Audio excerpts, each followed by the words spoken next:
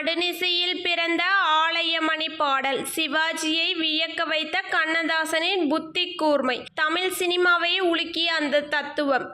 வணக்கம் நேயர்களே. நடிகர் திலகம் சிவாஜி கணேசன் அவர்களின் நடிப்புக்கு எப்போதும் மகுடம் சூட்டுவது கவியரசு கண்ணதாசனின் வரிகள்தான். சிவாஜி தனது முக பாவனைகளால் காட்டும் எமோஷன்களை கண்ணதாசன் தனது எளிய தமிழ் வார்த்தைகளால் ரசிகர்களின் இதயங்களுக்குள் கடத்து விடுவார். அப்படி சிவாஜி கணேசன் மற்றும் சரோஜா தேவி நடிப்பில் உருவான ஆலயமணி திரைப்படத்தின் பாடல்கள் கம்போசிங் நடந்தபோது நள்ளிரவில் நடந்த ஒரு சுவாரஸ்யமான சம்பவத்தை பற்றி தான் இன்று நாம் பார்க்க போகிறோம். ஆலயமணி திரைப்படத்தில் சிவாஜி கணேசன் அவர்கள் ஒரு விசித்திரமான சந்தேகம் மற்றும் பாசம் நிறைந்த ஒரு அழுத்தமான கதாபாத்திரத்தில் நடித்திருப்பார்.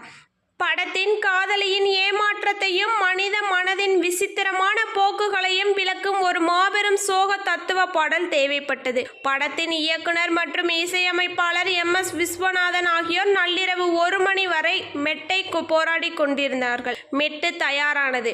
ஆனால் அதற்குள் வார்த்தைகளை போடுவது சாதாரண விஷயமாக இருக்கவில்லை. அப்போது கம்போசிங் அறைக்குள் நுழைந்தார் கவியரசு கண்ணதாசன். அவரது கையில் ஒரு பேனா இருந்தது. MS விஸ்வநாதன் அந்த மெட்டை வாசித்து காட்டினார். மெட்டை கேட்க கண்ணதாசன் மனிதர் எவ்வளவுதான் ஆசைப்பட்டாலும் அவனது விதிப்படிதான் எல்லாம் நடக்கும். அதை இந்த மெட்டில் கொண்டு வருகிறேன் என்று கூறி எழுதத் தொடங்கினார். அவர் எழுதிய அந்த முதல் வரிதான் தமிழ் சினிமாவின் அகசிறந்த தத்துவ பாடலான சட்டி சுட்டதடா கை விட்டதடா புத்தி கெட்டதடா இந்த மனிதன் செய்யும் லீலை என்று எழுதினார்.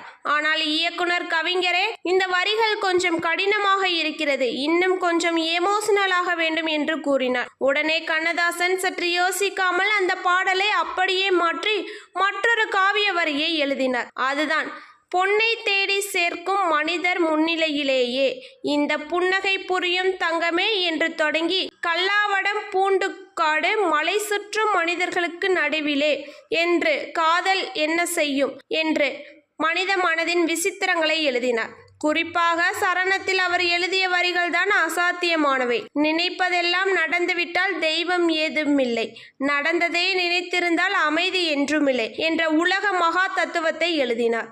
இந்த வரிகளை நள்ளிரவில் படித்து பார்த்த MS விஸ்வநாதன் அப்படியே எழுந்து நின்று கண்ணதாசனை கட்டியணைத்துக் கொண்டார். மறுநாள் இந்த வரிகளை கேள்விப்பட்ட நடிகர் திலகம் சிவாஜி கணேசன், கண்ணதாசா, நினைப்பதெல்லாம் நடந்துவிட்டால் தெய்வம் ஏதுமில்லை என்ற ஒற்றை வரியிலேயே மனித வாழ்க்கையின் ஒட்டுமொத்த ரகசியத்தையும் உடைத்து விட்டாய்.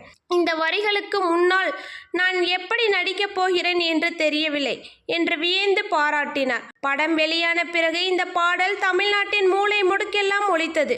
மனிதர்களின் வாழ்க்கைக்கு ஒரு மாபெரும் வழிகாட்டியாக அமைந்தது. இந்த சுவாரஸ்யமான வரலாற்று பின்னணி உங்களுக்கு பிடித்திருந்தால் இந்த வீடியோவை லைக் பண்ணுங்க. நமது சேனலை மறக்காம சப்ஸ்கிரைப் பண்ணிக்கோங்க. நன்றி, வணக்கம்.